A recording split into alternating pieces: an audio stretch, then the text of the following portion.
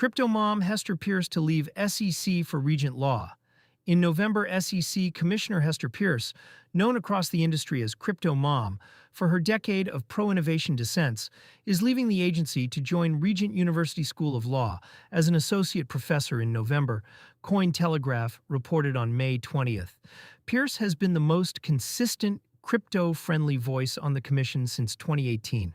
Her exit removes a known dissenter at a moment when the SEC is rewriting its approach to digital asset oversight under Chair Paul Atkins and follows a string of personnel and policy changes that have reshaped the agency's posture toward the sector. A decade of dissents that defined her tenure.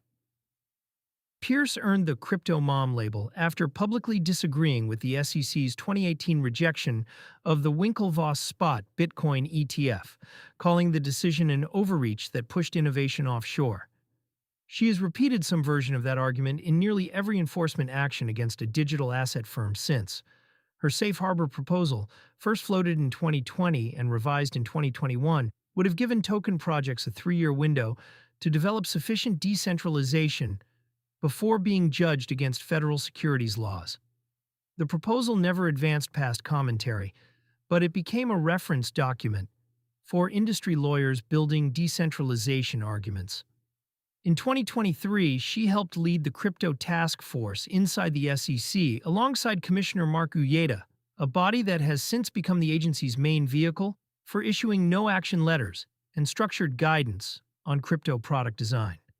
Atkins reorganized the task force in early 2026 to handle the SEC's innovation exemption work on tokenized stocks. The agency she leaves behind, the SEC Peirce is leaving, is not the SEC she joined. Under previous chair Gary Gensler, the commission ran more than 50 enforcement actions against crypto firms in 3 years.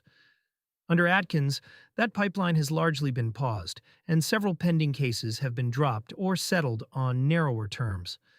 This month alone, the SEC has begun preparing an innovation exemption for tokenized stock trading on crypto platforms, rescinded its decades-old gag rule that prevented enforcement defendants from publicly criticizing the agency after settlement, continued waving through spot ETF amendments, including BNB ETF filings from VanEck and Grayscale. Peirce's vote was rarely the deciding one. The commission has 5 seats, and a Republican majority can move proposals without her. But her dissents and concurring statements served as a public record of where the agency had been too cautious or too aggressive, and they were frequently cited in industry briefs. A conservative Christian law school as the next stop Regent University School of Law, located in Virginia Beach, is a private Christian law school founded by Pat Robertson in 1986. It is not a typical landing spot for a former SEC commissioner, most of whom rotate into white shoe defense firms, consultancies, or think tanks like the Cato Institute, where Peirce previously worked. The associate professor role suggests Peirce intends to focus on academic writing and teaching rather than direct industry lobbying. That is consistent with her public statements over the years, in which she has framed her work as long-running policy advocacy rather than political positioning.